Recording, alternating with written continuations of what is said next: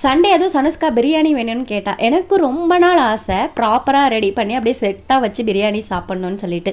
அதுக்காக ஃபஸ்ட்டு வந்து 65 மேரினேஷன் போட்டு வச்சிடலாம் அப்படி சொல்லி மேரினேஷன் போட்டு வச்சுட்டேன். பிரியாணிக்கு தேவையான வெங்காயம், தக்காளி, பச்சை மிளகாலாம் கட் பண்ணி ரெடி பண்ணிக்கலாம்னு சொல்லி ரெடி பண்ணியாச்சு. இன்றைக்கி வந்து பிரியாணி மசாலா வீட்டிலே வறுத்து அரைச்சி தான் ரெடி பண்ண போகிறேன். அதோட வாசம் செம்ம சூப்பராக இருக்கும், எனக்கு ரொம்பவே பிடிக்கும். அதனால் அது போல் ரெடி பண்ணிக்கலாம்னு சொல்லி ரெடி பண்ணிவிட்டு வெங்காயம் தக்காளிலாம் வதக்கி விட்டு பிரியாணிக்கு தேவையான எல்லா ஸ்பைசஸும் போட்டு அந்த தம் போட்டு விட்டுடலான்னு போட்டு விட்டுட்டா. அந்த சைடில் வந்து 65 வந்து பொரிச்சு எடுத்துக்கலாம் அப்படின்னு சொல்லிட்டு அது மேரினேஷன் ஆகி வந்துருச்சு. அதனால் அதையும் பொரிச்சு விட்டுடலான்னு சொல்லி பொரிச்சு விட்டாச்சு.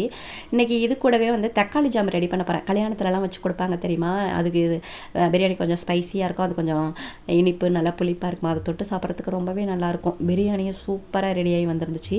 இது கூட வந்து தயிர் பச்சடி, முட்டை, தக்காளி ஜாம் எல்லாத்தையும் வச்சு சாப்பிடும் போது சும்மா அல்டிமேட்டாக இருந்துச்சு. இன்றைக்கி ஒரு திருப்தியான லஞ்சாக முடிஞ்சிருச்சு.